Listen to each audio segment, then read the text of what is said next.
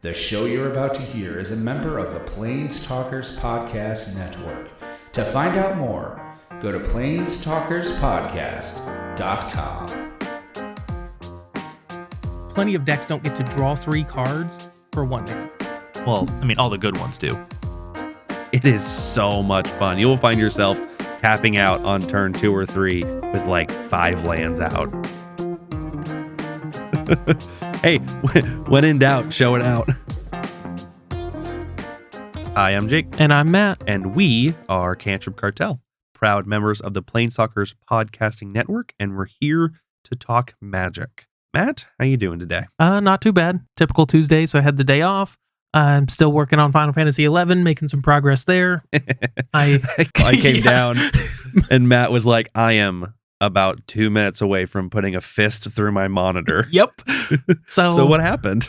So there's a couple things you need to know about Final Fantasy XI. It's 19 years old. It'll be 20 years old sometime next year. There's a lot of information in the game, and there's a lot that you can go looking for and whatnot. It's kind of hard to find though, because not a ton of people play, and there's not a ton of content creators and whatnot out there. So when you run into any sort of issue, it's difficult to find the answer online, and Final Fantasy XI is notorious for very obscure things. I mean, the perfect example was what I was trying to do today. You get a map for zones, and the maps are almost always incomplete. So there's areas that are literally not on the map. Yep.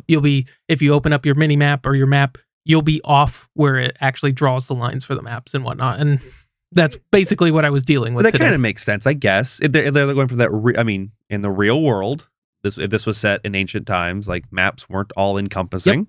And that's what they're going for. And back in the day, that wasn't a problem because you would have dozens of other people trying to solve the same thing at around the same time, like looking up. There's a bunch of more forums and whatnot. Probably more than dozens, but well, I mean, a lot of people. Like it was. So a perfect example of this, what I was doing, I was the only person in this zone. Yeah.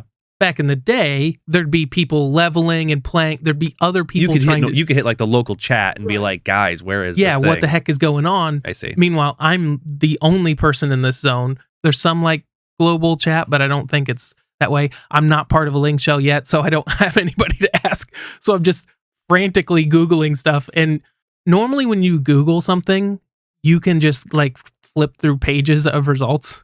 Mm-hmm. I would Google this and I'd hit next page and there'd be one thing on the next page. And the rest is just totally that's like unrelated content. That's Google circa 2002. Correct. Remember when you would Google something and nothing would come up? No, like, most people don't. You used to be able to Google something, and if you were too specific, Google would be like, I don't know, dude. I got nothing. Yeah, that's the world I live in day to day. Stop cock teasing. What actually happened? So what actually happened, so I ended up, there was just this tiny portion of the map. What the game designers did a lot of times was they use like optical illusions. So if you're just glancing past things, it would look like just a wall of rocks or whatnot. But if you look at it from the right angle, you can see that you can actually go behind. There's like a path that goes back there. And I just kept overlooking this. And then I was looking on a map that had the place drawn in, but the maps are so small that like I just didn't notice that was there. And it was this whole thing. And I was very pissed off for about 20 minutes. You were looking for an entrance to some underground tunnels in a desert. Yeah.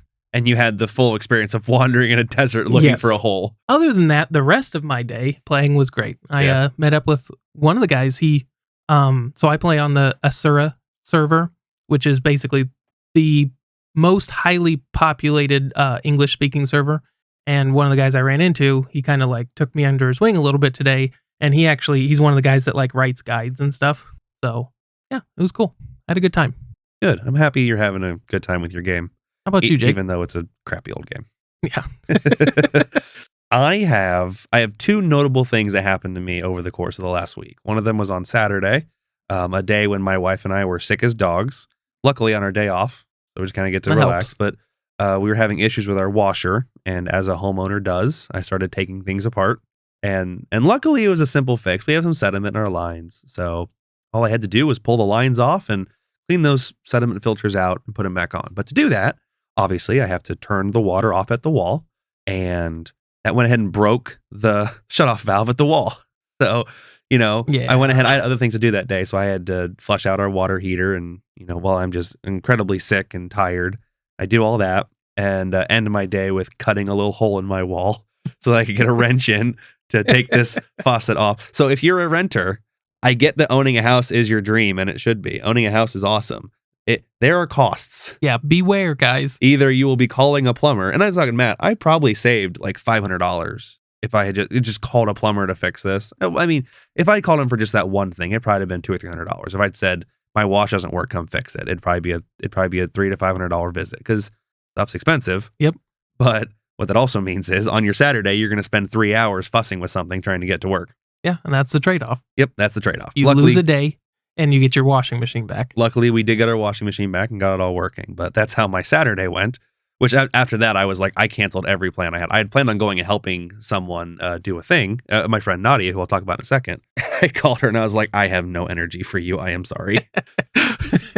We're done. We're done. I'm done. sick and I'm tired. I'm literally sick and tired. So I'm going to sit on the couch and watch. So speaking of Nadia, who runs a Double H horse farm here in West Point, Indiana. What's Double H mean? So I'm not sure exactly why it's Double H. I want to say it's because her and her ex-husband at the time had H last names, or maybe their name was H or something like that. It's one of those things where the barn got built with that name and it got a reputation. So it just kept the Double H horse farm name.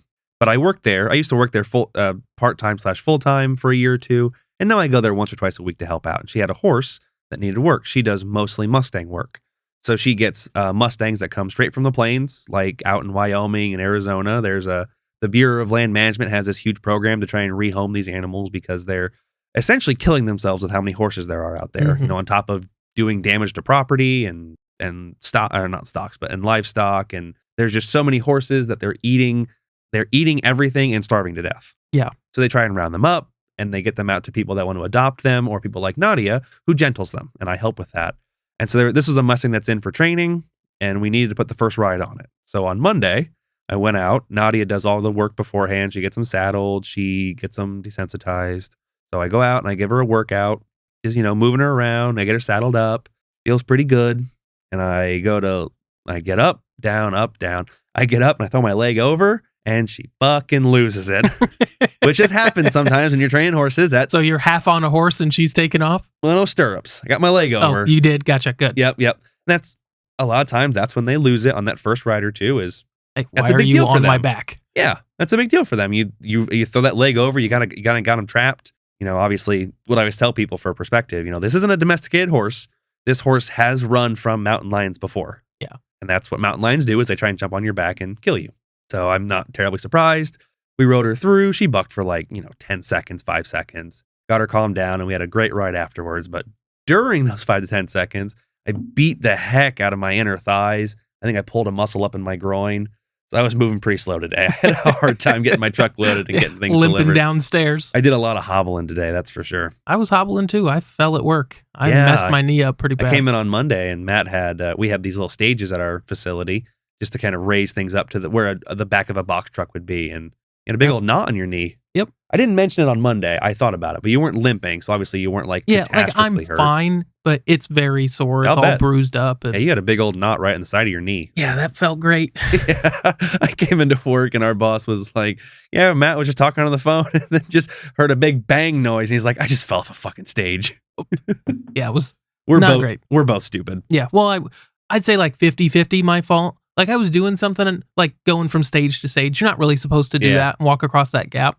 I've been doing it for 8 years. I've never fallen before. What happened is I went to take my first step across and the stage shifted. Oh, Most of the stages are actually connected to they're like welded to welded to it. Yeah. This one wasn't. These stages are only 3 feet tall. Yeah. Yeah, it wasn't it didn't fall far.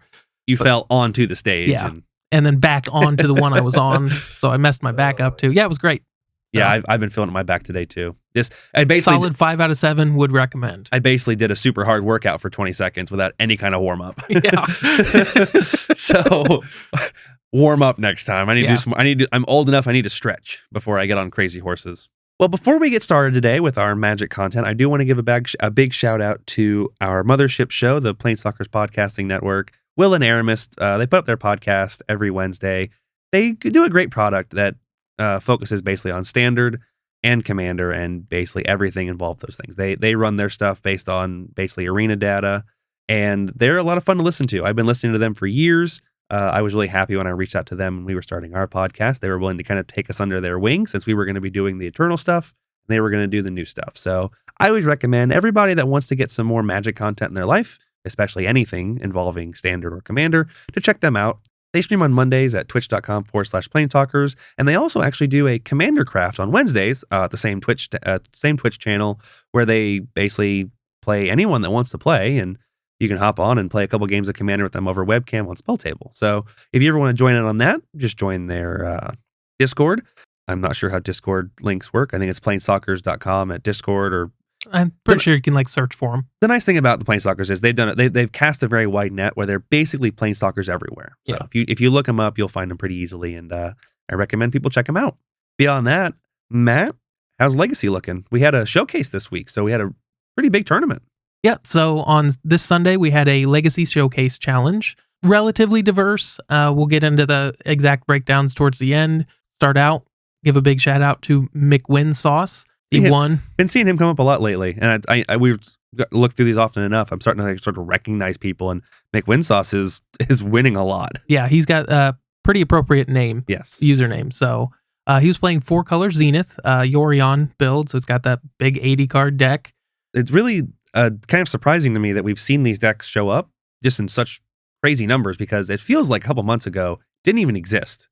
Like, this deck obviously was being theory crafted for a while, because you don't just put decks into challenges and win that haven't been worked on. But once they like started winning challenges, everyone jumped on board and started playing with these things. We even saw a bunch of these in Eternal Weekend. Yeah. Like, these just came out of nowhere, and now they're everywhere. Yep. And my theory on that is, like, if you just look at the list and you kind of like theory craft it a little bit, it seems, at least on the surface, that it's going to have a very good matchup against Blue-Red Delver. Yeah. Like, Blue-Red, what traditionally would prey on a Blue-Red Delver deck is a deck that can outfare them.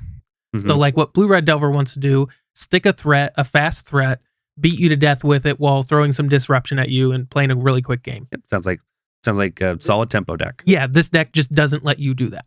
So it's got a ton of removal, so your threats just aren't going to stick around very long. It's going to be able to generate a ton of value. Your Force of Wills are going to be relatively useless. Mm-hmm. So, like, it's just going to basically outgrind you. And that's running 6 forces themselves. Yeah, 6 forces themselves. Hopefully be prepared to protect their stuff. Yep, they can protect their stuff in game 1, and then realistically, they're probably going to cut them in games 2 and 3, especially the Force of Negations, probably keeping a couple Force of Wills. Maybe, yep. Yeah, I mean, it depends on the player. And obviously, I recognize that those are there also for combo matchups. Yeah. Like, that, pretty good against Reanimator. But well, and that's one of the things we talked about before, is there were a couple of these lists running around that had the forces in the side. Yep. And we'd even talked about that. Like, how do you stop a turn 1 Grizzlebrand without Force of Will? You don't.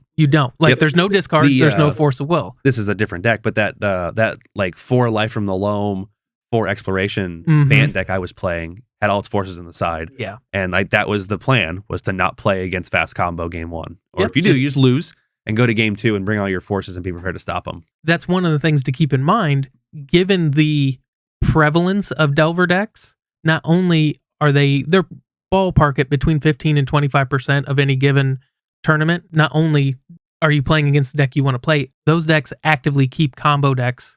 They do their best to keep combo decks out of the top 16 and the top 32, stuff like that. If you can make it through the first, if you can make it through the Swiss and into that, your Delver decks are kind of going to be, not only are they doing you a favor by keeping combo decks up suppressed a little bit, you also have pretty good game against them. Yep. This is the type of deck I love that it's playable in Legacy. It's, again, Jake and I have had this discussion multiple times.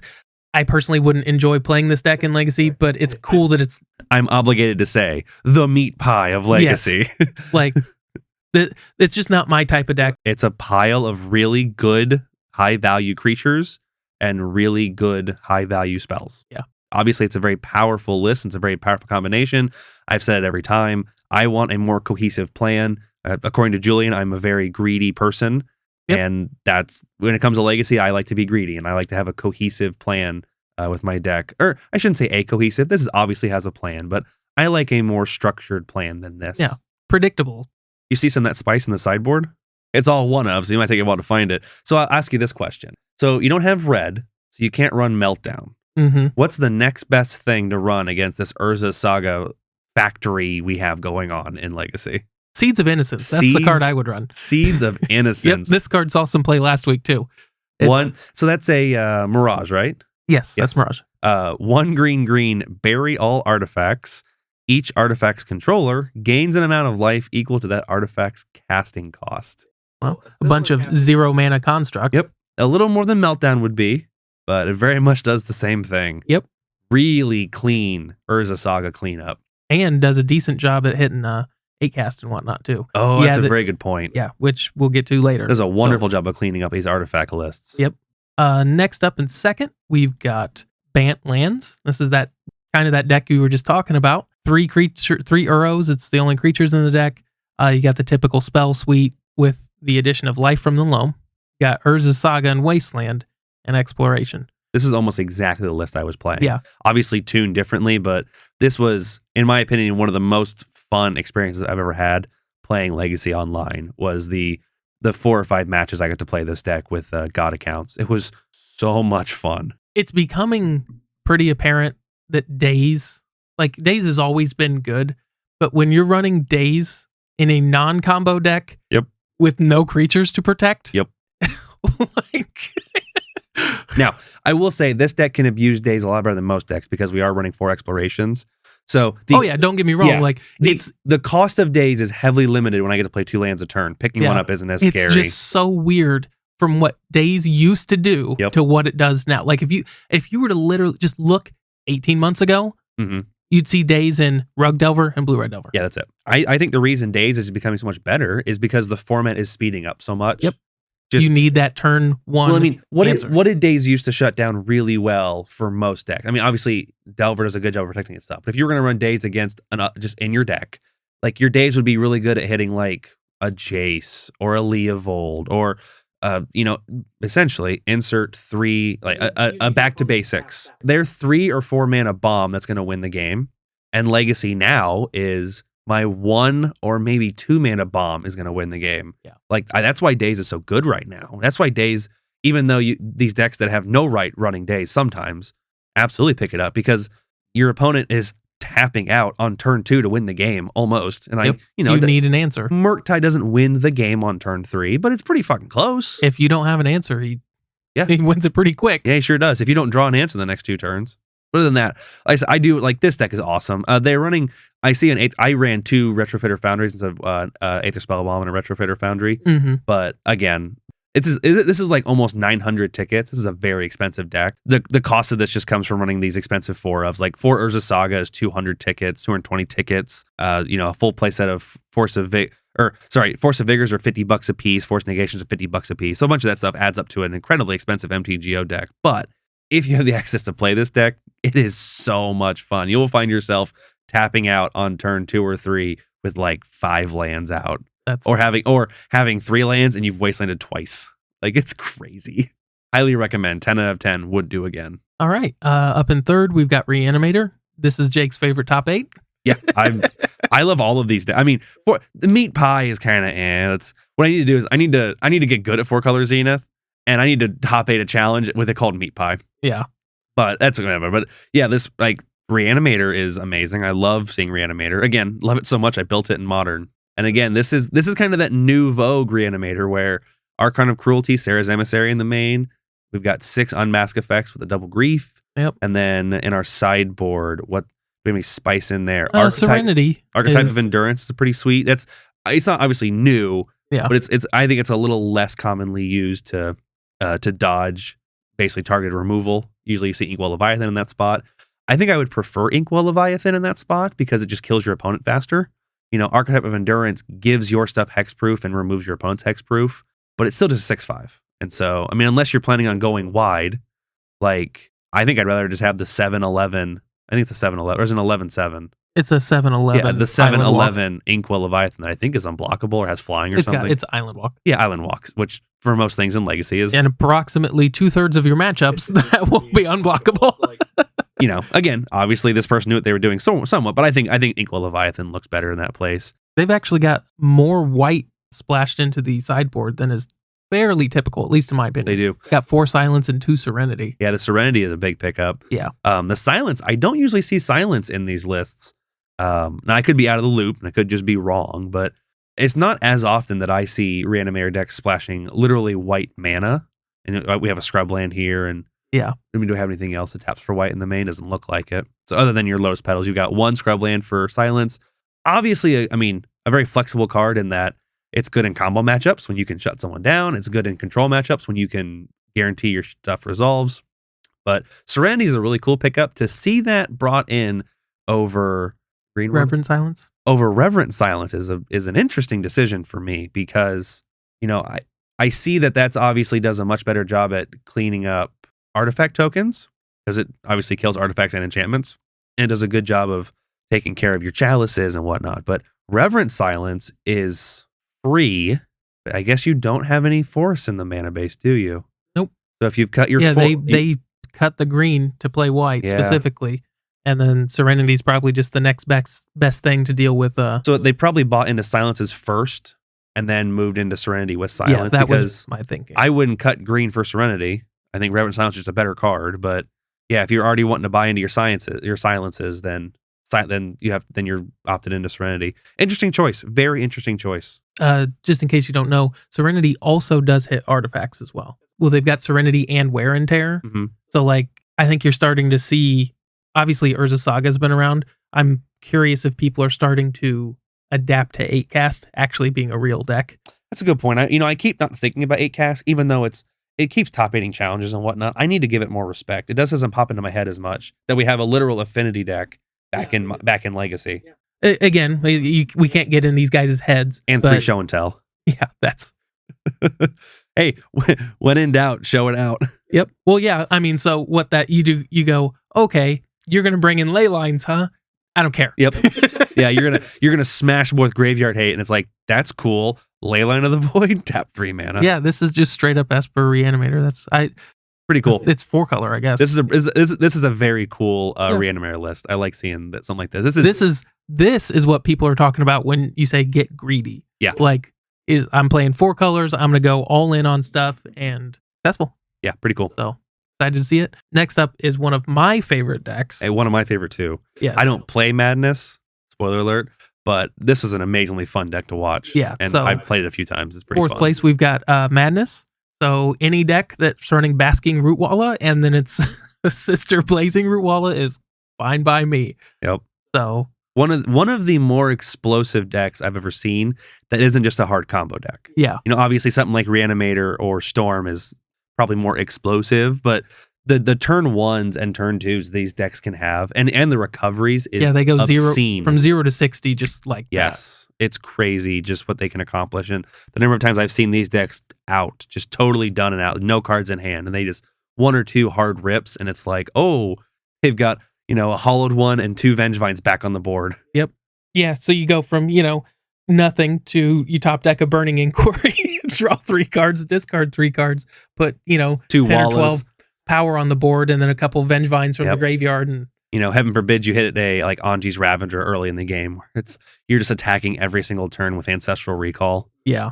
So amazing deck. Like it's really sad that this deck has to run for Leyline or Lion's Eye Diamonds, because other than that, the deck would be pretty cheap. Yeah. Vengevines are a little pricey, but this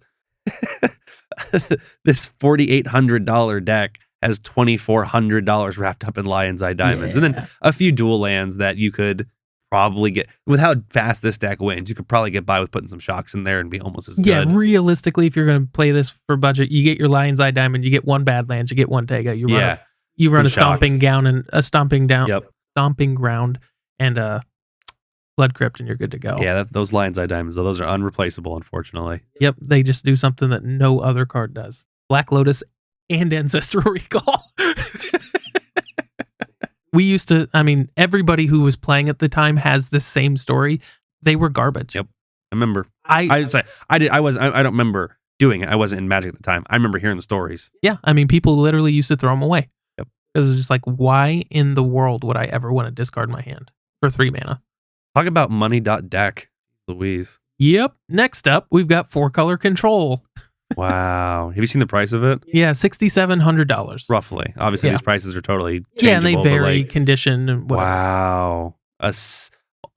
Almost $7,000 legacy deck. Let's see. I don't see anything super spicy here. It looks like it's just an amalgamation of very, very good cards. Monastery Mentor in the main, I think, is pretty spicy. Anymore, it is. Yeah, you don't see that very often. One Snapcaster Mage is a kind of spicy also.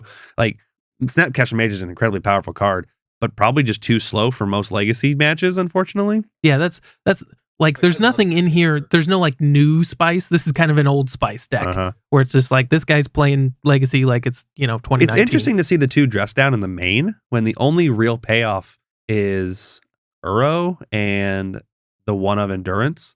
That's basically the only thing you're going to actually get literal value out of running dressed down in the main, other than hitting construct tokens and hitting tons of other creatures. Like, yeah, I think the thing with dress down is just the floor is pretty high. Yeah, where it's just a 2-mana cycler. At worst case scenario, it cycles. And a lot of times you can kind of get them with something. I mean, absolutely. I mean, it doesn't even have to be like a hard I gotcha. Just I counter an ETB and look at your legacy deck. Whoever's listening, or whatever, look at a legacy deck and start counting creatures that have ETBs. Yep, and the ability to just basically stifle those and draw a card is pretty good. And then, the times when you get to high roll it and get an Uro into play for free is or, you do something like counter. I mean, you counter somebody's like, this is an ETB, but they're Crater Hoof, where it's just like, you just have a main deck answer to a resolved. To a lot of things. That, you have a main deck. You have a main deck answer to a resolved Progenitus. Yep, you do. Sucks. Depends on what side of the table you're sitting on. Oh, this side of the table. Anything spicy in the sideboard? This looks relatively stock to me. I hate those static casters. Stop playing that card. It's too good. Hullbreacher is something you don't see terribly often in Legacy right now, but I think it definitely has a place in Legacy. 3 mana for a 3/2 flash, and it's good. It's the floor is pretty low, where it eats a bolt a lot of times, but the ceiling's pretty high. Pretty high, and the number of decks that run card draw is pretty insane. So I think it's a good card. It's a good beater. Every now and then, Hullbreacher's 3 mana win the game. Yeah, it is.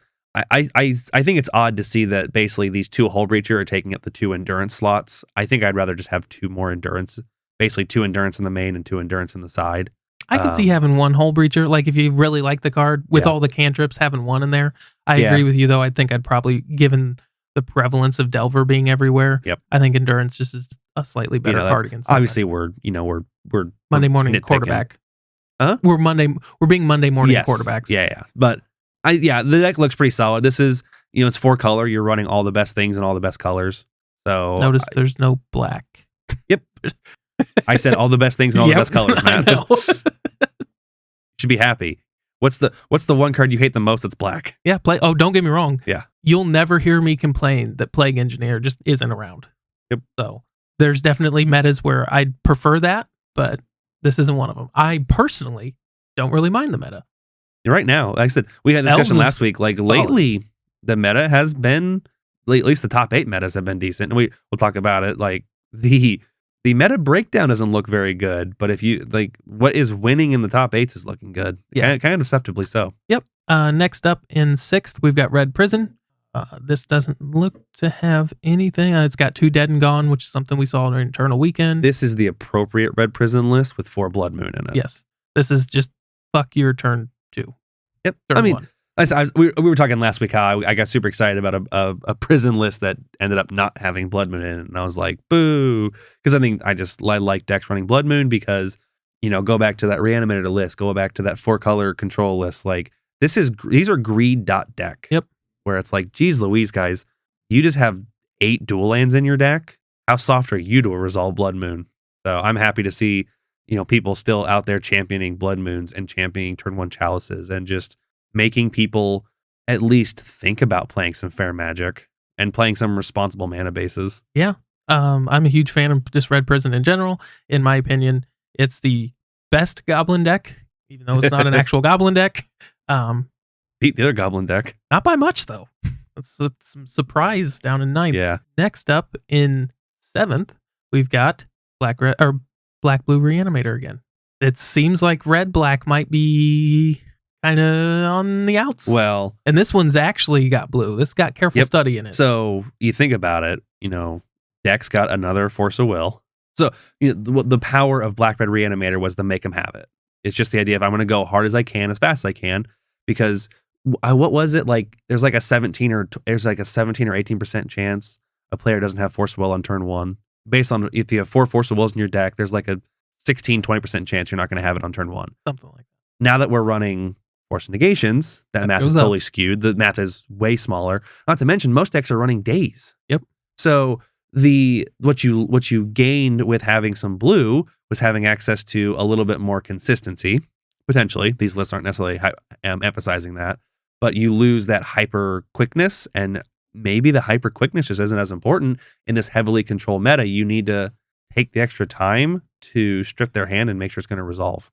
And it also allows you to run show and tell on the side. Yeah, that's kind of the biggest thing. Like the single biggest individual card is show and tell between the two of these. Yep. This one's got prismatic ending in the side. It does. And Wasteland. You've only got... this is a hell of a sideboard. Yeah. I mean, you've only got access to 2 or 3 colors, but you don't ever have to hit anything that costs more than 2. Yeah. You look at your Grafdigger's Cages, your Tormod's Crypts, your Nihil Spellbombs, which Nihil isn't as popular in Legacy, but most of your Rest in Peace, most of your onboard Graveyard Hate is less than 3 mana, and so two's very castable. Yep. Well, that's the beauty of prismatic ending. Nihil Spellbomb in and of itself doesn't have to see a lot of play. It still gets got. 2 Wasteland on the side. I can't imagine running Wasteland in my Reanimator deck when this deck runs 14 lands. That's greedy. Like, I mean, there's no way that you're citing lands out for that. You're citing out like Dark Writs, or you're citing out Careful Studies. You're citing out enablers to bring those in. There's no way you're dropping down to just 14 lands with 2 Wasteland, which essentially would be 12 effective lands. You've got to be going up to 16 and dropping maybe 2 Griefs. Of note, this has 7 unmask effects. Yep. So, like I said, I think, with the splash into blue, the prismatic ending, the show and tell, this deck is a lot more willing to go a little slower and hopefully clear the way a little bit better. Yep. And then also just show and tell, and fuck your Graveyard Hate. Go ahead.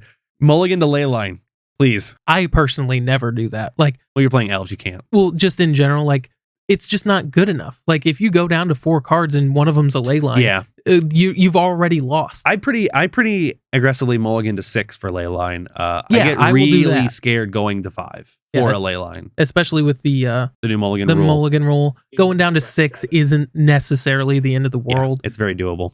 Looking at the creatures, because we've been doing that, creature base looks almost the exact same. You hop into the side. We've got another Archon of Cruelty. Nothing else though. A Fairy Macabre as some nice Graveyard Hate, but like that's not in there because it's this deck has definitely it has like a much more flexible sideboard than most Reanimator decks, but it also trimmed out on pretty much all of the like toolboxy style reanimation targets, and is just going to reanimate Grizzlebrand or Archon of Cruelty, and that's it. Yeah. Which, in fairness, those usually win. Yep. But this deck was like, I don't care about Sire of Insanity, Tidesprout Tyrant, whatever that hexproof one was, Elish Norn. I'm just going to make a fatty that makes you discard a bunch of cards or makes me draw a bunch of cards, and that'll win me the game. And it does. Yep. Rounding out our top 8, we've got Death and Taxes, so no surprise there. Death and Taxes, probably the best non-reserve list deck.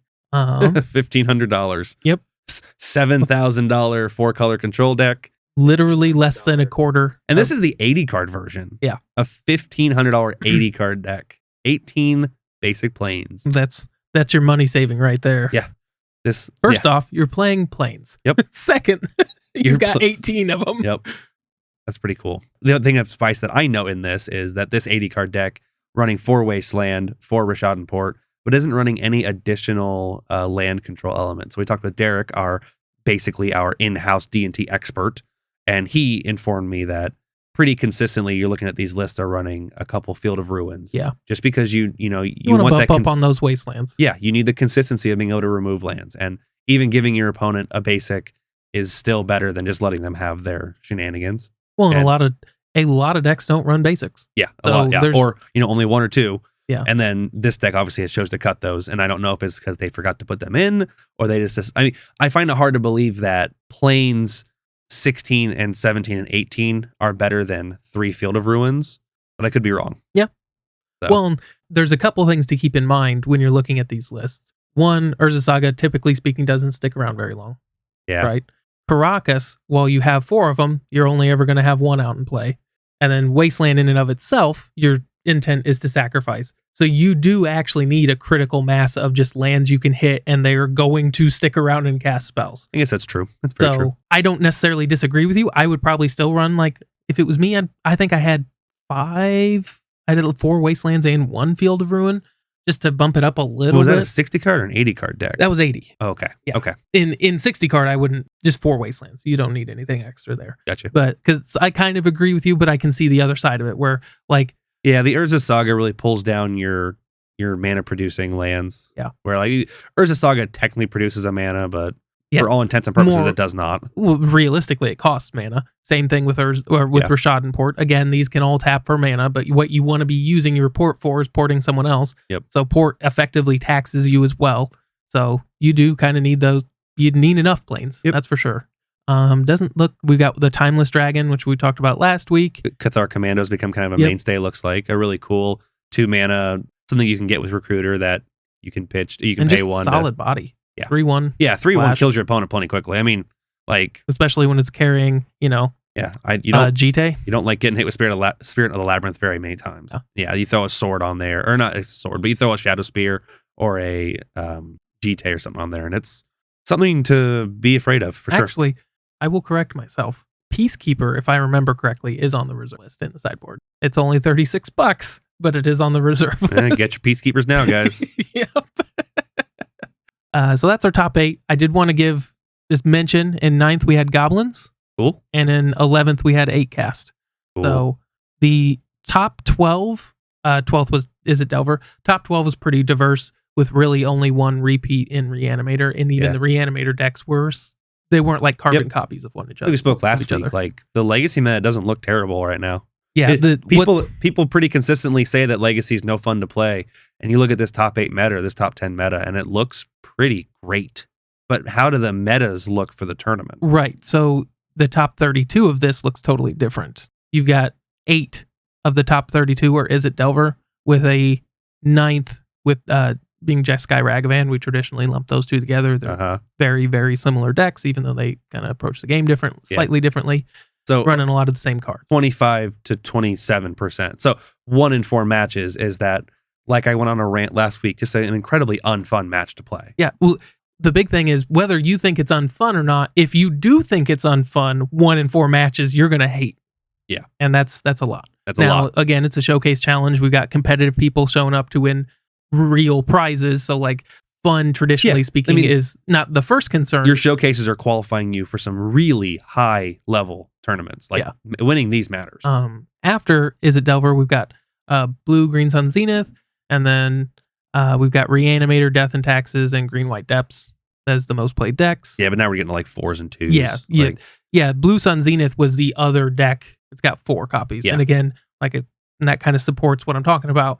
Blue Sun Zenith, in my opinion, is a response to the prevalence of these Delver decks. Only 1 Elves. Gonna mention them every time. 1 Elves, though. You're only looking at 32 lists. That's not bad. Having an Elves top 32 is something. Doesn't look like he did anything particularly spicy. Oh my gosh, Matt's over here looking at the 17th place deck. 18th, sir. Even worse. Yeah. I'm going to look at Elves every single week. Most played cards. These all sound very familiar. Brainstorm, Force of Will, Ponder, Swords, Daze, Expressive Iteration. Ban Ponder, ban Preordain, ban Expressive Iteration. That's the funny thing. If you look at this most played cards, the cards that are at least in the conversation, and this is kind of like an obvious thing for being banned, Murktide, Ragavan, DRC, Expressive Iteration, Daze, and Ponder. So you got half of the top 10 are arguably cards people have been discussing whether or not they cards should be that banned. people openly discuss they'd like to see banned. Yeah. Pretty funny. So it's no wonder we're not firing tournaments every week when literally half of the most played cards are what many people consider ban-worthy cards. Yerp. Top creatures, it's pretty obvious. DRC, Ragavan, Murktide, Uro, Delver. Yep. And top spells, Brainstorm, Force Will, Ponder, Swords, Daze. Yep. I stand by what I said. I kind of, like a lot of people were clamoring. We're really hoping for a ban this week. I was watching. I'm right there with them, to be perfectly honest. Wizards is not, I don't envy their position right now. Because this is not something that is, it's easily fixed if you don't care about doing it right. Because you could just ban some of these Modern Horizon cards and that would realistically be enough, right? Yep. But according to their metrics, a lot of these cards they're not ban worthy. Yeah. But the flip side is people don't enjoy playing in this meta. So what do you do? Listening to the Eternal Glory podcast with Brian Cook, Brian Cobalt, and Phil Gallagher. I do like their podcast. I recommend people check it out if you want. They brought up the mentality that they might be looking at, instead of a surgical strike, he's wondering if, I think Brian was wondering if they're maybe going to do a big shakeup, like 7 or 8 cards that should probably go, like maybe Daze and Grizzlebrand and Expressive Iteration and, Allosaurus Shepherd, and I'm not saying that should go. He just threw out like a ton of cards that. Well, you could rattle off 10 or 15 cards that just literally should not have ever been printed for what they. If you look at what they do and what they cost, they shouldn't exist. Yeah. Or in something like Grizzlebrand's case, he just shouldn't exist in the first place. Or absolutely should. That's not to say I think he should be banned at the moment, but like if you just go down the top 30 most played cards, about half of them probably never should have been printed. So that there's some chit chat in the Legacy community of maybe the reason this is taking so long is they're thinking about doing like a orbital strike. I 100% would be on board with that. Yeah, that's something Jake and we've discussed this at like ad nauseum. Yeah, literally. I'm firmly of the opinion that the only way you're going to make fair non-blue decks competitive is by you have to hit combo. Yeah. Like people can't be winning on turn 1 and you expect them not to play. You expect their opponents not to play Force Will. Yeah, that's just the way it goes. It's interesting. I don't know how exactly I feel about that because I don't either. Well, the mentality of like this huge orbital strike is a good thing or a bad thing because I don't. So on one hand, I don't want to see Legacy drastically changed like that because it's Legacy and it shouldn't be. But I think my internal response to that is it shouldn't be done regularly, but it might be time to chop off a dead limb. Mm-hmm. Like we had the chance to surgically remove some gangrene and we didn't. It's time to take the leg. And so much has built up in Legacy where there's so many problems that it's hard to look at a metagame and point at what the problem is, other than, maybe Ragavan's not fun to play against, sure. But there are so many problems just deeply ingrained in it that it might be time to cut a leg off. People always talk about when you have ban discussions is, if you ban this deck, then there's just going to be another best deck, right? Yep. Well, the problem is, at least in my opinion, is so many decks in Legacy do something so broken and so consistently that you're going to have that problem without something like orbital strike. Yeah, I don't know. I don't exactly know how I feel about that, guys. I'm not trying to sit here and say I'm in favor of it or very against it. I don't exactly know how I feel about the mentality of changing Legacy that drastically because maybe it should happen, but it hurts my soul to think that it would happen. I would be on board given one of the conditions would be at least half the cards would have to be newer cards. I don't think you get to ban a bunch of old stuff in order to make way all the MH2 stuff. Yeah, you don't get to make way for that. I would like to put in one contingency that nothing out of Azorius Control gets banned. Yeah. Because that's the only deck I own. See, that's one of the problems Jake has had is historically he loves to chase the meta. Absolutely. So he's been banned 6 times. Yep. I think I've had 3 standard decks on MTG Arena banned. I've had, I believe, 2 legacy decks banned, and I think a historic deck banned. Yeah. I've literally had my personal deck banned out of existence like between 4 and 6 times. I've been hit once with Modern. I had Blue Red Delver in Modern when Treasure Cruise was around. That one's at least partially my fault. Treasure Cruise is busted. I don't blame them for banning it. Yeah. But it was a hell of a lot of fun to play when it was legal, so I'm not going to complain there. So was Fires in Standard. Right. Oh man, that deck was fun. And then I got hit pretty hard when Deathrite Shaman was banned. Didn't you have 2 decks? Yeah, Elves ran it, and basically I've always had, since I started playing, I got Elves built, and then I wanted to play a Force of Will deck as well. I had Grixis Delver. So I had Grixis Delver and Elves. Yeah, I remember when that happened. Yeah. Matt had to put 8 copies in his binder. I own 9 copies of Deathrite Shaman, 8 from Legacy, and then 1 for a foil for my EDH that's hilarious. deck. Yeah, that was brutal. That's the only way I could describe it. I'm just like, well, again, I don't necessarily even disagree. Well, you did at the time. Well, in that precise meta, I personally don't think it was that big of a deal. games were still firing. Legacy was Yep. more popular than it is now, at least in my opinion, especially when you consider that formats should be growing and not like, population shouldn't be shrinking. Yep. There were some complaints, but Deathrite Shaman got hit because it just, it crossed that like, oh, well, it's got a 56% win rate, but people were still playing it and having It was the fun. hybrid mana cost is what did it. Yeah, if it just cost green, I don't think it would have been It'd been banned. fine. But being able to tap an Underground Sea for a mana dork that is also, it's ramp and an answer and a threat. Yeah. Like, I mean, Graveyard Hate, it's a very ramp, powerful card. it kills your opponent. It does everything. It was the elemental of what 2017, 2018. So It was the 5-mana Swords to Plowshares of like, oh man, my swords doesn't do anything. Die. So I miss Deathrite Shaman. Whenever I think about bans, I'm like, thank God Deathrite Shaman was not legal when Oko was legal. Like, Hi. that would have been the worst thing imaginable. Yeah, that's been pretty good. Land, fetch, Deathrite. Gagged a little bit. Land, fetch, Oko.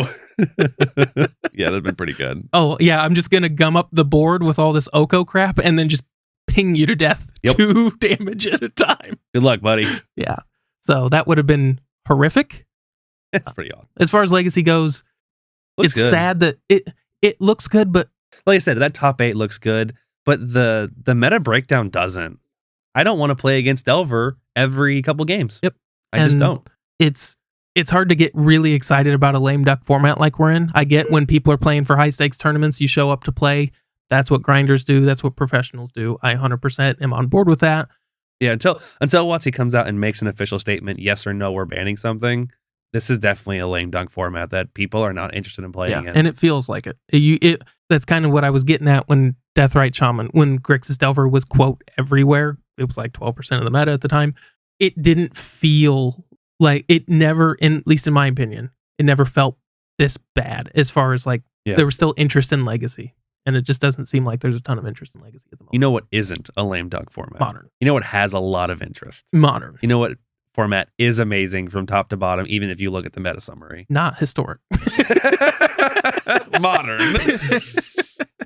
So we'll just go over the Sunday meta because we're going long because we got super into some cool decks on Legacy. But I would be remiss if I did not. I don't know how you give enough shout out to Soul Strong.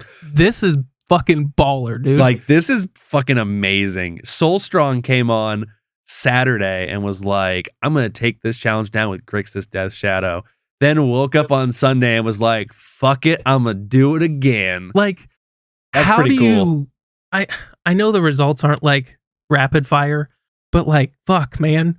Getting on there and just fucking winning 2 just in a do row. it again. That's amazing. Like, Magic is such a high variance game. I don't know if I will ever accomplish anything that impressive in Magic. That's really Luck got involved, but like there's always the saying, once is lucky, twice is skill. Yeah. And this dude showed some skill. So he or she or they, I mean, tons of amazing credit goes out to that. That's awesome. And so as respect, we will look at Soul Strong's Grixis Shadow list. Obviously a Lurrus Did he deck. change anything from Saturday to Sunday?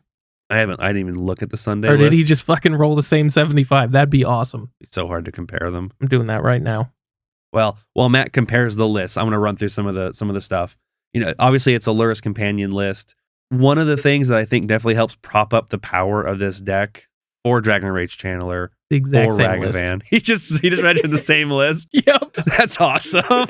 He's like, nope, got it right the first time. Yep. Queue up. 4 Unholy Heat, 4 Expressive Iteration. What else am I seeing here? That's 4 Dress Down between 2 in the main, 2 in the side. Like, this is a lot of MH2 cards. And MH2 is some of the most powerful things to be doing. So put them all in one deck. He's going to do all of them. He's going to do all of them. But just a crazy powerful deck. We talked last week about how Grixis Shadow put up 3 lists in the Sunday top 8. And just how the deck is so powerful, the deck is so flexible, and the deck is so recursive with Lurrus. You know, Death Shadow. I mean, the Death Shadow Dress Down combination is disgusting. The grinding potential of Kroxa, even with or without Lurrus, is disgusting. The filtering you get with Dragon Rage Channeler and the acceleration you get with Ragavan is disgusting. Crazy good hand disruption, crazy good removal. You even have counter spells like with Drown in the Lock. Just incredibly flexible deck. Now, And grindy as hell. the mana base is pretty painful. So you're going to be prepared to take a lot of damage. I mean, we're looking at literally 2 basics. You have a mountain and a swamp. But that's the goal of the deck. That's the goal of the deck. So pretty cool.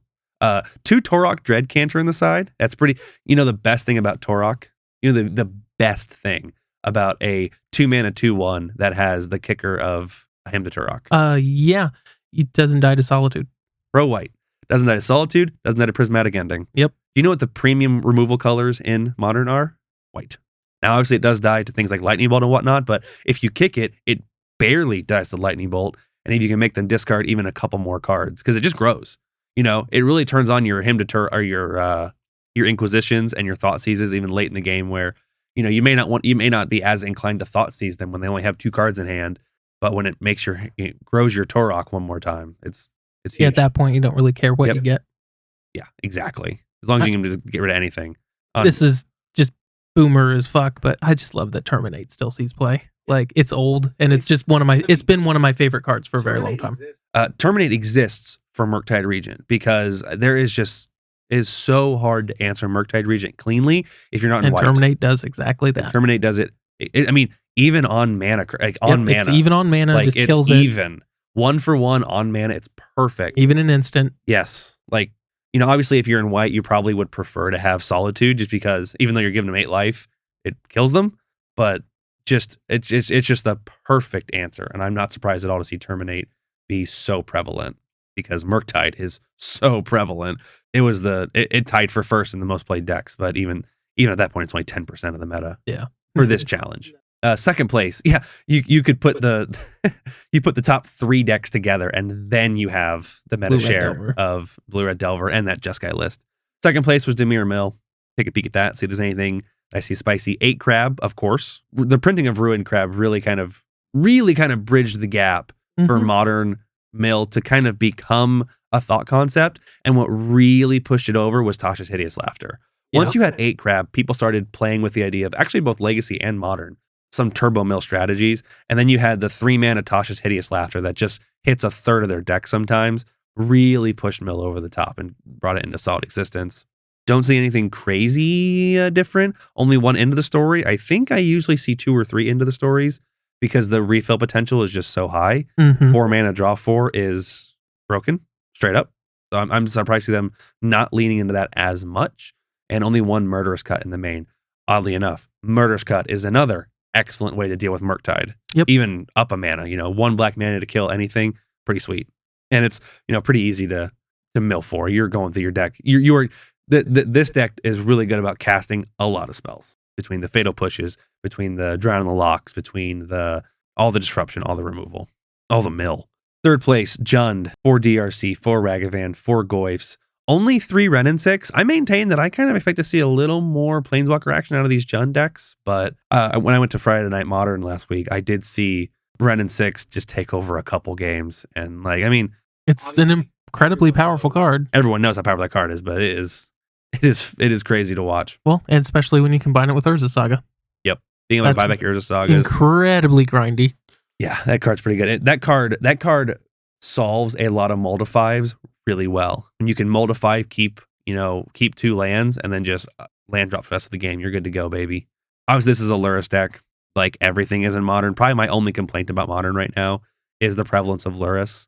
Lurrus is just this omnipresent value engine that both restricts decks and increases the grind value a lot. I wonder if that's one of the few things that's keeping blue-red Murktide at bay. Oh, I'm sure. It's just like it doesn't get to run it, Yep. and it just kind of elevates everything else up. Yeah, I bet you. It is an incredibly powerful tool. Everything gets to run that Blue-Red Murktide does not. Yeah. Speaking of Blue-Red Murktide, 4th place is our first Murktide list. These are the lists you've heard us talk about. This is basically a legacy list in Modern because you're running worst cantrips, worst counterspells. I say it every week, but just in case, it's things like Consider, Serum Visions, and Archmage's Charm for your cantrips. And then obviously Archmage's Charm can be a counterspell, but OG counterspell and Force Negation as your main counterspells. But essentially the very similar disruption type elements with lightning bolts and those counterspells, a little bit of cantripping to find your toys, and DRC Ragavan, and Murktide. They're running almost the exact same creature suite as Legacy decks. Mm-hmm. I don't see anything particularly spicy on the sides of most of these decks. These look pretty stock. Yeah, I don't see anything. Yep. Jace seems a little weird for this kind of deck, but Yeah, that's a good point. I think Jace seems weird for this meta. Like, the meta is a little too fast for Jace right now. And there's so many more powerful planeswalkers to use. There's so many planeswalkers right now that give so much value. Obviously, while Jace is an incredibly powerful planeswalker, like, he's just too slow right now for Modern. You know, he's a little too slow for Legacy. Even the top end on Legacy is much higher, being able to brainstorm some really powerful stuff in your deck, and you fish for more powerful things. But even in Modern, like, I just don't think you don't see him played a whole lot, and that's for a good reason. Modern just kind of outpaced Jace. There's better things to be doing than spending 4 mana on a brainstorm or unsummon. yeah, and well, in particular, Unholy Heat is everywhere. Yeah. And He's very easy to answer. yep. I mean, he literally is a 4 mana brainstorm. And Yeah. With Unholy Heat around, he is. yeah, there's just so many better things to be doing. 5th place is some real spice. Bant Spirits. Now, I remember when MH2 came out, and obviously it put a bunch of spirit love into Modern for spirits. Tons of cards got printed to help the spirits deck, and it just did not show up. People talked about it. People were excited about making it happen. And this is the first week I've seen spirits come into a top 8 and really put up some good numbers. Now, that being said, I'm not a spirits player, and I haven't seen enough spirits decks to know if there's any crazy spice in this. Matt's running through it right now to see if there's anything he recognizes, but it just looks like a really synergistic, really powerful Spirit Coco deck. You know, you got your ramp elements with Noble Hierarch, you've got your control elements with Skyclave Apparition to come in and answer threats, and then just tons of cheap, effective, hard to block, hard to kill creatures that come in and Yep, there's a lot of 2-for-1s in the deck. like basically. a lot of go wide. To be But honest, yeah, it's a cool deck. I don't see a lot in here that I could call spice other than the whole deck is spice, but very spicy 5th place, and really happy to see spirits. I'm glad to find a see home. Coco back in Modern. Yeah, hopefully we see more.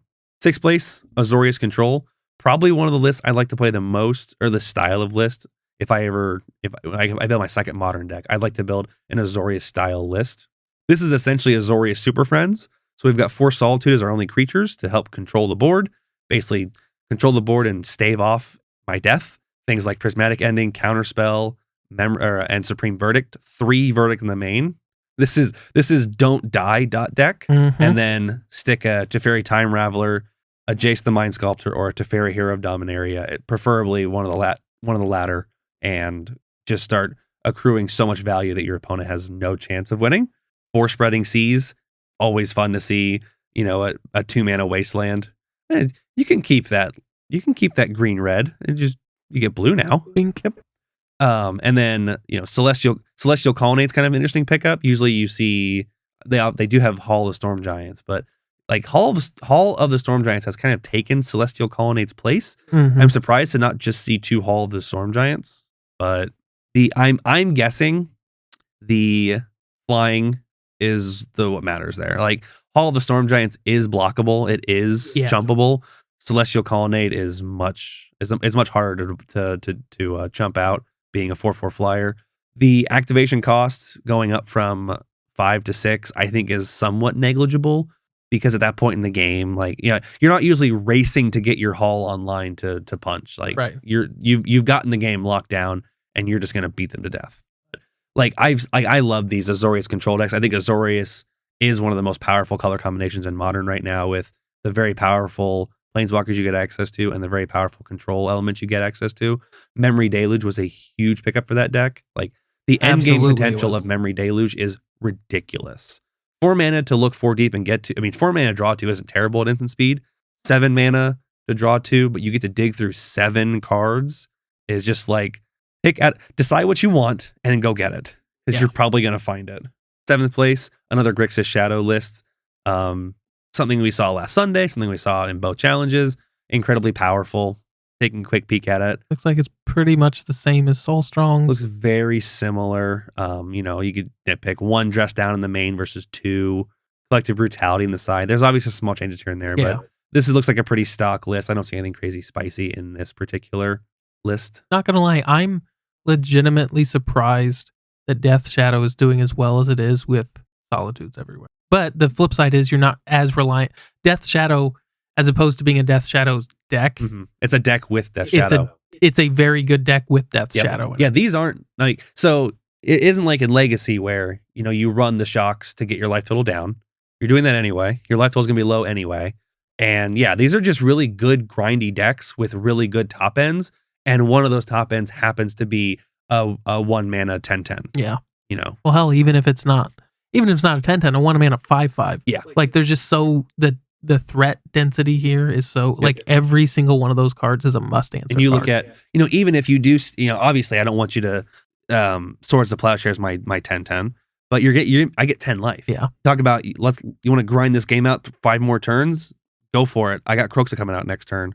Right. So I mean, obviously it answers the immediate threat that I'm going to kill you with a 10/10 here soon, but it doesn't solve the problem of I'm going to cast some bonkers threats here soon. And even if it is just mid to late game, you know, if you nuke it, okay, I'm going to buy Luris, I'm going to play another Shockland, and I've got that waiting ready. Mm-hmm. Well, I guess that one wouldn't be because that's exiled, but I've got a graveyard full of them that are ready.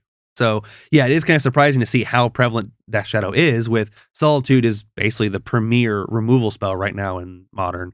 But like we said, this isn't a Death Shadow deck. This is a Grixis deck with Death Shadow in it. Yeah. And obviously Death Shadow is a great finisher, but so is Croxa. So is DRC. So are a lot of these cards. So 8th place, we've got like this Jeskai Blink list. And, you know, when I see Jeskai Blink, I think of Jeskai Ephemerate. Yeah. And this is not that. So like Champion of the Parish, Esper Sentinel, Ragavan, Charming Prince, Malevolent Hermit, which is a 2-mana 2/1 that you can sack it to counter a non-creature spell unless they pay 3. And then it disturbs into a flying 2/2 where non-creature spells that you cast can't be countered. I like that card quite a bit. It's a really cool card. Like that little it's not a spell. Is that spell basically Spell Pierce? Yeah. Yeah, basically Spell Pierce on a stick, but you know, Meddling Mage, Phantasmal Image, Sanctifier End Vex, Snapcaster, 4 Thalia's Lieutenant, 4 Thalia, Adolin, Deputy of Detention, 4 Imperial Recruiter, obviously, because this is, I mean, always one-ups, but like, this deck is all over the place. This is humans, is what this is. There's a couple non-humans in it, but this is basically humans. I've never seen a Yorion humans list. I know, it's don't get me wrong, this is a spicy list, but it's not running some of the traditional humans, but if you go down the list, it's got humans with, you know, humans plus Ragavan plus a couple other like. Yeah, I guess I totally got thrown off with the I didn't see humans in this. These are humans I've read through, but like I just didn't notice it. Like between the Yorion, between things like Welcoming Vampire, geez Louise, man. Yeah, this has a ton of meat. This is a double serving of meat pie. 5, or it has this deck has 45 fucking creatures. This deck has 45 creatures. It has 4 Aether Vial, 4 Bolt, 1 Teferi Time Raveler, and then creatures. Holy cow. This is a cool deck. 1 Snapcaster for the 4 bolts. Yep. This is crazy. This deck is awesome. I didn't look through this deck too closely before we started, and I was totally caught off guard. This is MTG awesome.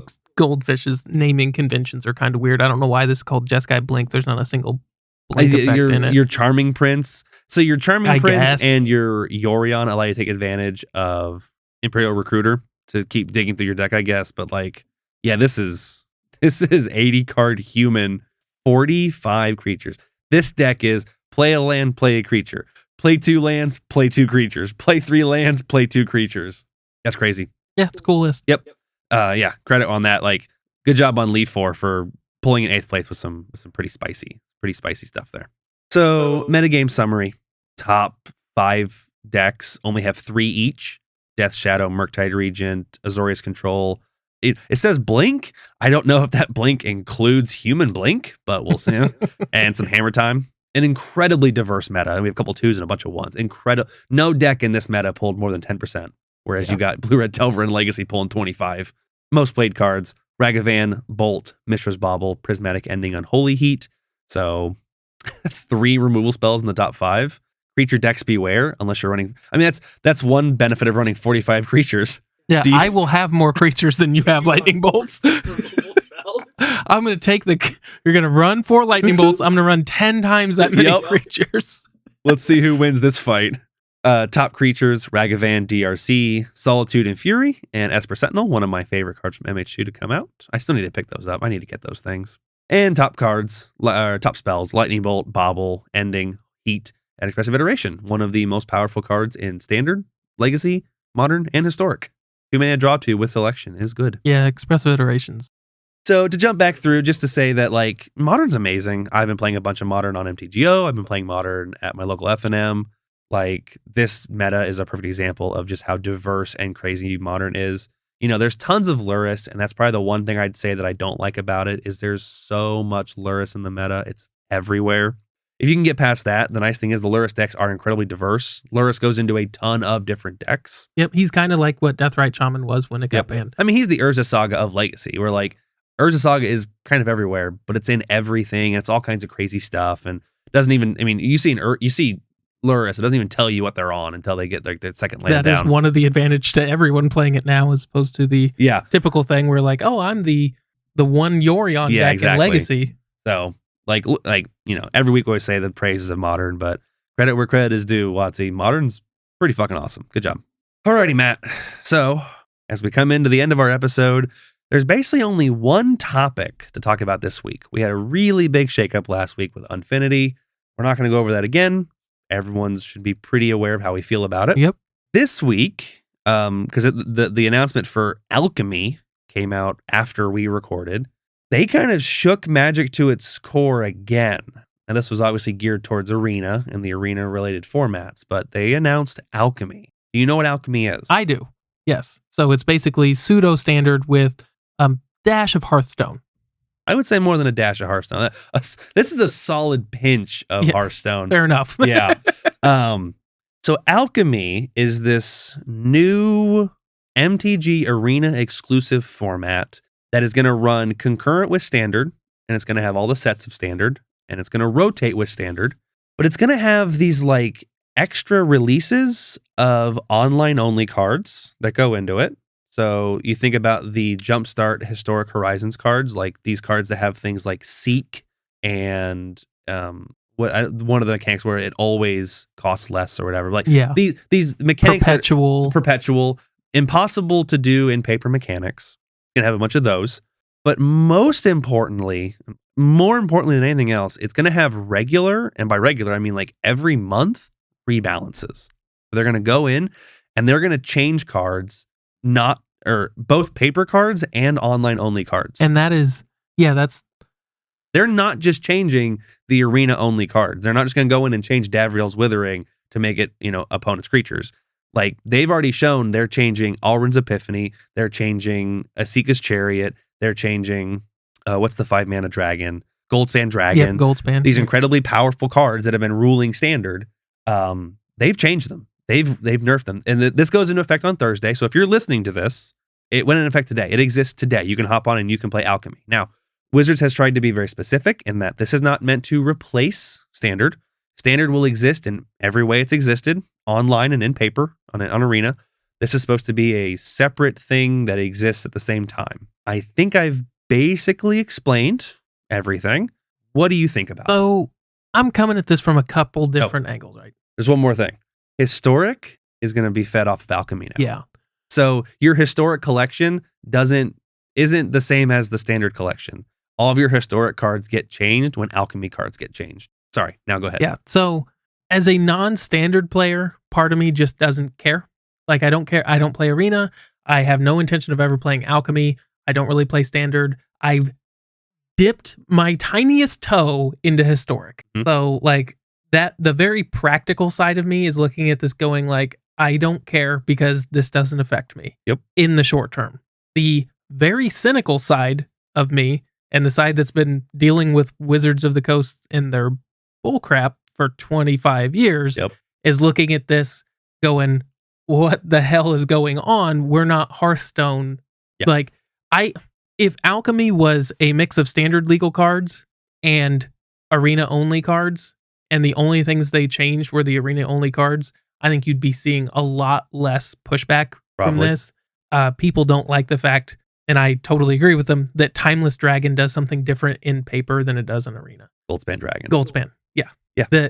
That is going to piss people off. Yep. Again, it's confusing too. Yeah, it's Wizards loves to preach about making the game easy for new players, and every time they do something like this, they're just actively working against that goal. It's too complicated to reference the stack on a card, but yet we're going to make the same card. Yeah, we're going to make Goldspan 3 different Dragon printings. Have, all kinds of different stuff. Yep. So again, I can understand 100% why people would be like flying off the handle about this. This is, from a very like traditionalist point of view, this is ridiculous. Kind of. From a practical standpoint, I'm just looking at this going, well, it doesn't affect me at the moment. At least it doesn't matter. The problem I have, and this is something we talked about last week, and it's something I wish people would take into consideration more, is every single time Wizards does something, it's setting a precedent for the future. Yes. And you can't look at this decision in a vacuum and go, oh, well, I mean, Alchemy's not that bad. Well, Alchemy now exists, and now they're going to be making decisions based on it. Well, again, we call something similar to this when they did this with Jumpstart Historic Horizons, and they made arena-only cards for Historic. Yep. And a lot of people looked at that and went, oh, it's just a handful of cards in Historic. This kind of underplayed format that doesn't really matter. And while that's true, that was a test. And the second we saw it, we called that this is not Wizards putting some interesting, unique cards into Historic. This is a test. Yep. This is them seeing what the client can handle and what the people are willing to deal with.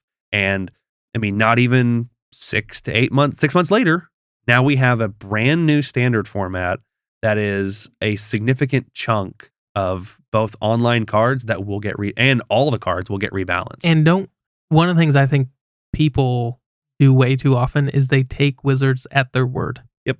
And Wizards is notorious, if you're paying attention, for going back on their quote promises. Yep. So them saying this is not replacing standard, if in 5 years it hasn't replaced standard, that's when I would believe them. This won't replace standard as long as standard is more popular than it. Right. As soon as they mess standard up, which look at the past 5 years, almost every set has messed standard up in a very serious way. I have a whole bit about that. They're going to go, hey, by the way, since nobody's playing standard because we goofed up so much, we're going to patch these cards in Alchemy. And that's basically what they're doing here. They're going to, every month they're going to be patching cards. Like they're going to be aggressively changing cards. So I don't think this bodes well for the future of standard. So my opinion on it, as someone who is invested in Historic, I do play, I used to play a decent bit of Historic on there. And I'm personally really bummed out that my Historic collection isn't safe anymore.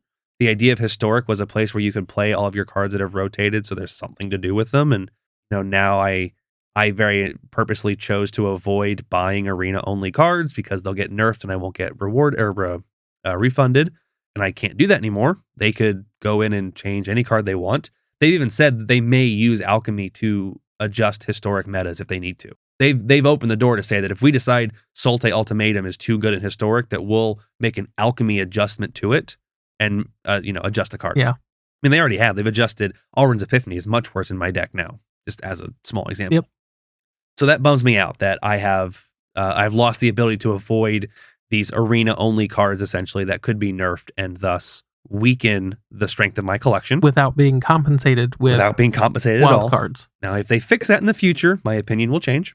The other thing about this that I don't like, I don't know if you've thought about this, is this really makes me worried for their printing practices in the coming years. So what would you say is the most difficult thing for Wizards to get right when it comes to designing a set? I would say balance. Yeah. Power balance, right?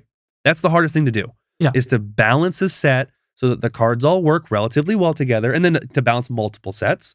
The defining characteristic of a good or bad standard is whether or not 1 or 2 set releases was way more powerful or way underpowered. Correct. So Wizards has shown they have a hard time with this, and they only have so many testers, and they repeatedly fail at getting cards balanced correctly. Now they are quickly losing incentive to even care. What does it matter? What does it matter if we throw a card out there into standard and it's a clusterfuck? It's okay. We'll fix it for Alchemy. Yep. Now, what that doesn't fix it for is Legacy, is Modern, and is Commander. Yep.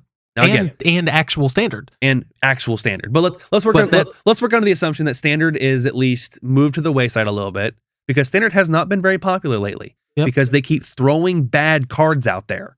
So under that assumption, we're not going to worry about standard too much. They get to just throw cards into existence and not worry about balancing them, not worry about testing them too much. They'll still test, I'm sure, but it isn't nearly as high as stakes because they'll just fix it after. And we will get stuck in these eternal formats with, potentially Throne of Eldraine powerful cards. Now, I'm not saying this will come out next year. I'm not saying it's come out next month. But if Alchemy becomes very popular, and if they move towards just making things with Alchemy in mind, if building a set with Alchemy in mind or building a card with Alchemy in mind is easy. Yeah, becomes a lot easier. I'll just throw some stats on a card. I'll throw some abilities, and we'll throw it out there. And we'll check on it in 2 weeks. And, oh, shit, that's too good. Let's dial that back. Oh, it's still too good? Let's dial it back again. Oh, it's good? Sweet. Cool. And meanwhile, maybe we're sitting over here in Modern going, can you fix mine? This 2-mana 4/5 that draws 2 cards on ETB, guys, is a little too good. One of the things that's always kind of confused me, I know there'd be a lot of, say this about anything, there's going to be a lot of logistical issues and stuff like that. There's definitely some reasons why you wouldn't want to do this. But if you look at something like WoW has what's called the public test realm. And they basically release the game early on separate servers and allow people to balance it for them. And then once it's been within reason fixed, they release it. Yep. Overwatch did the same thing. Correct. And that's Blizzard. And for all their faults and all the stuff they're in the news about, the public test realm, in my opinion, is a huge thing that they've done that is, to be perfectly honest, is something every game should do. Yep. Every perpetual game like an MMO. We regularly complain about how poorly cards are balanced or how poorly cards are created on power level. And, you look at if Wizards has, let's say, 80 people working in their testing department, which you would say, oh, it's a big testing department. Obviously not big enough. But it is. Well, and it's almost an impossible job. It's minuscule compared to the people that sign on that sign onto Arena every hour. Right. And the fact that Wizards is unwilling to take advantage of them for their beta testing is a big downfall of theirs. And the reason they're unwilling to do it, I'm assuming, is because it basically ruins set releases. All of the spoiler hurrah is completely lost as soon as you start doing basically an open beta. Yep. Well, but the health of the game would be accelerated immensely. Right. And the thing is, there's workarounds around that. You could put in cards. One, you could completely disguise the flavor of them. Yep. Like there's nothing to say that if you're doing the testing for Kamigawa and Neon Dynasty, they could literally just be blank cards and people would still play. They could just be blank test cards, and they could have generic names. And I mean, people would love to hop onto Arena and play the PTR. And the fact of the matter is, the PTR, so to speak, player test region, is the whole point of that is that it's going to change. Yeah. So while you would get a little bit of advanced knowledge, you could avoid most of the spoilers. Obviously, you're looking at the top 10 most powerful cards in a set. Mm-hmm. That's what people really get excited about. But a lot of the spoiler season is just the flavor of the set, what's going to be cool and fun, exciting. You don't even necessarily have to do the whole thing. You could take a PTR with current standard and then start throwing individual cards in it and see how it goes. To mention, even if you didn't do with current standard, if you just did standalone sets, you look at if these are cards that aren't printed yet, these are cards that are coming out in maybe a year and a half. Right. These are cards that people are probably going to forget existed, because if you play with a card, if we play with cards for 3 weeks testing them, and then we spend the next 9 months playing with 4 different sets of cards, and then that card comes out, you're like, that's kind of, I played with a 4-mana 3/5. That's they have the opportunity to tap into this. A testing pool of people millions deep, right, and solve, I would argue, almost every single one of their balancing issues immediately if they would find a way to make that work. Well, and the biggest thing, in my opinion, that they would solve, and I'll give you 2 examples. You've got Saheeli Cats, and then a more recent example, and I don't think this is going to be necessarily an issue for competitive play, but within minutes of the unset being spoiled last week, there was already a 2-mana, 2-card combo that came out just like that. If you want to talk about great examples, Oko is a great example, where the testers publicly announced that they never thought of using Oko's ability on their opponent's creature. Right. Things like that. that stuff will not get missed. These massive oversights. You're still going to have some stuff where it's like, oh, well, that card is absolutely a little too good or whatever. And there'll still be skull clamps that get adjusted at the end and it's wrong. Right. But like, you let 10,000 Magic players play with a card for 2 weeks, they'll tell you what's broken and they'll tell you what's ridiculous. You put the spoilers out and people instantly see these combos that just go overlooked. I would say an immediate counter argument to what we're saying, we're like, guys, make a PTR, is there'd be a lot of investment in making this work, make the coding, making everything function. Like there's a lot of work that goes into making all this happen. And my argument to that would immediately be they made a new standard. Yeah. They made a whole new set. In order to try to do this. Yeah. As opposed to just make a a test arena, make a test region, let people play with silly stick figure looking cards with generic names and look at the data from that. And again, we will tell you what is way too good. Yeah. And the fact that they're unwilling to tap into that is kind of sad. In their defense, and I don't want this to be taken the wrong way, there's a solid chance they've just never thought about it. Like, not maybe like a high chance, like it's probably been passed around the office.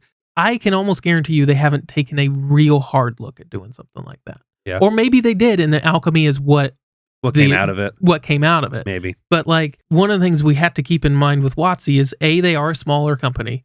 They do have limited resources, and a lot of people, there's probably a lot of calcification going on at Wizards where the people that have been there for so long that they're just not coming out with new ideas. Maybe. So like, you don't have somebody, and I know Morrow isn't in particular responsible for this area. Oh, I'm sure he's not. Yeah. But like, he's a good example of somebody he's been involved with this for 20 plus years. Yes, his job is to come up with new things and whatnot, but his job, when you're like embedded in something, you just don't look at it the same way as somebody who's on the outside looking in, trying to solve your problem. There's a decent chance that it's never really occurred to them to like, hey, we could do something like this. Yep. And we could make a test region, a test format, right, and just let people just play with our the cards we're going to print in 2 years. One of the problems that this has had multiple instances of it, where Wizards kind of creates their own problems, where they're like, well, we can't print that card in a core set. Yeah, you can. Yeah. Because you've made an arbitrary rule where cards with X flavor don't go in core sets. Okay, that's a rule you're doing. And this is just kind of the example of their thinking, where they get stuck in a way of thinking and they kind of make their own problems and then make their own excuses as to why they can't solve them. I have thought of a good argument against me, which is if you like, keywords would be hard to disguise keywords. Like, you would pretty aggressively spoil maybe planes we're going to or planes we're revisiting by what keywords are showing up. Or you just call them keyword one. Yeah, but what they do, I mean, like, if they ever brought Phyrexian Mana back. As we've proven, most keywords are just kicker. You could just call them kicker. They are just kicker.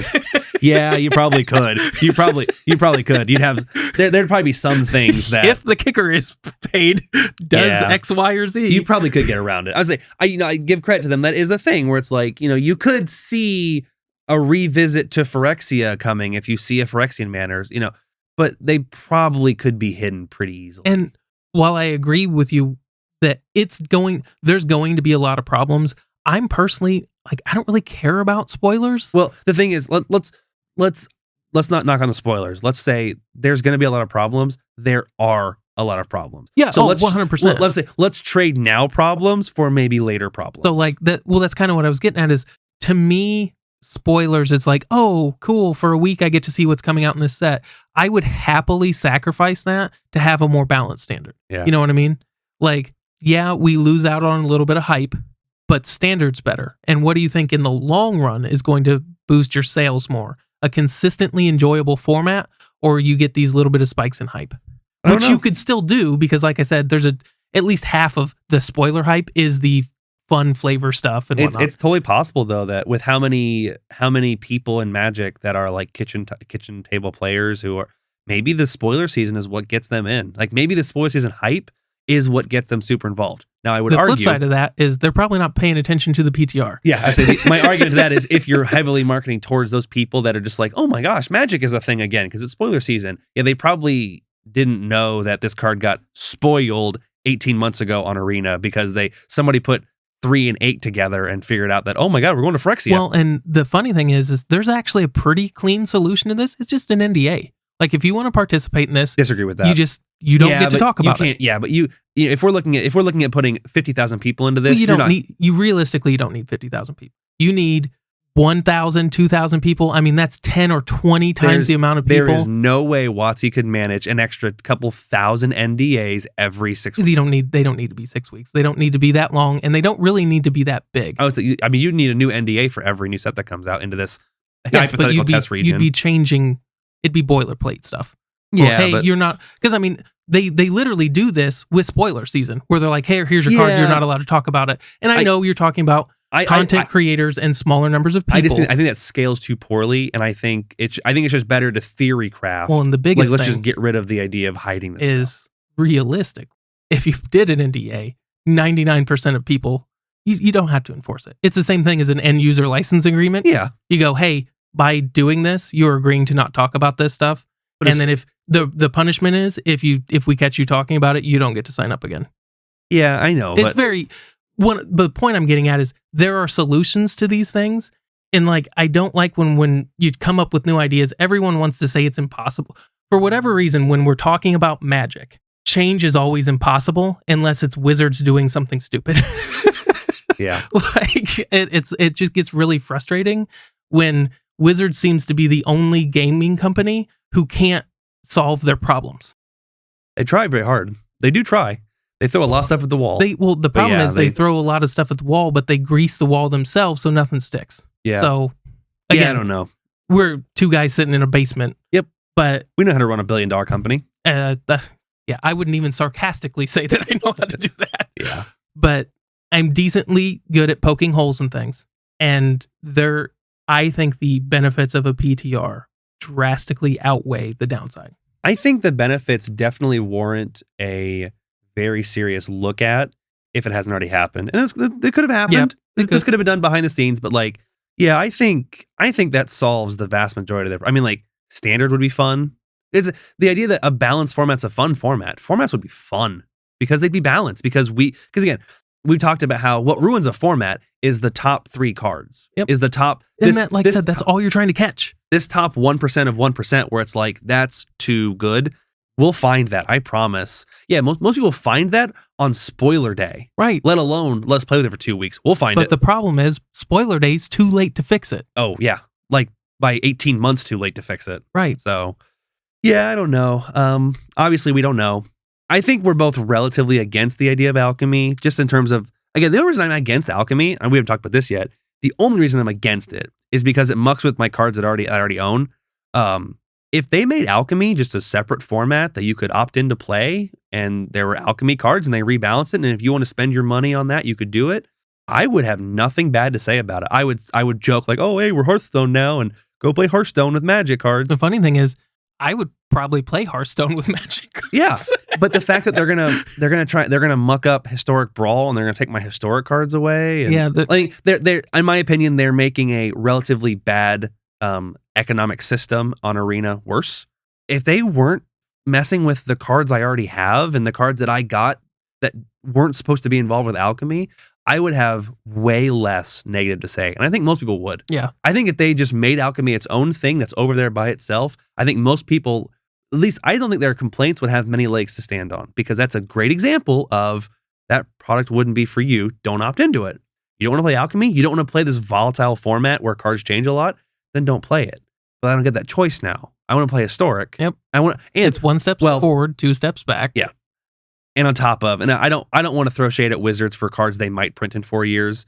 What I'm saying is, design philosophy that could come from an alchemy Magic world is something that would need to be really looked at, because it could facilitate some scary, powerful cards.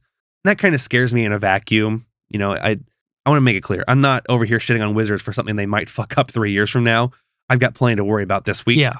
But my biggest concern is that they're mucking up cards I already own on Historic, and that's probably my only like right now real world complaint about it is I didn't want to opt into alchemy, and you're making me. Yep. I don't get to say that product isn't for me. And that's what we were talking about last week too. Yeah. where that's consistently At least the problem. At least the unset isn't literally changing my legacy decks, like the cards in it already. Correct. But it's not rewriting the text on them. yeah, exactly. This is rewriting the text on my Alrund's Epiphany. Yep. All right. We're getting a little long. Matt, was there anything else you want to cover this week? It was a relatively quiet week in Magic. We kind of had our big stuff last week, so we basically did Meta and Alchemy this week. But Yeah, if there's anything I forgot, you want to... I don't think there is. I think Gotcha. kind of a slow week, so I think we got it all. As we wrap this week up, I want to get another shout out to Will and Aramis at the Planestalkers podcast. Great standard podcast that also does a lot of Commander. They have a really great Discord that I really enjoy getting to be a part of. I would check it out. I think it's just Discord I think it's just Planeswalkers at discord.com or however Discord links work. If you Google Planestalkers Discord, you will find it. One of these days, I promise, I will look it up and write it down. I just haven't yet.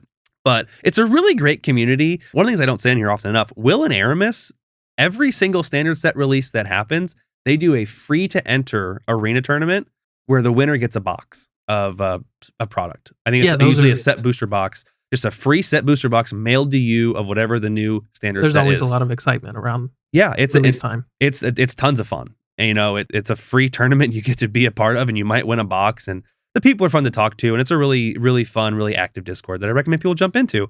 If you're bored on Wednesdays, check out their Commander Craft on twitch.com/Planestalkers.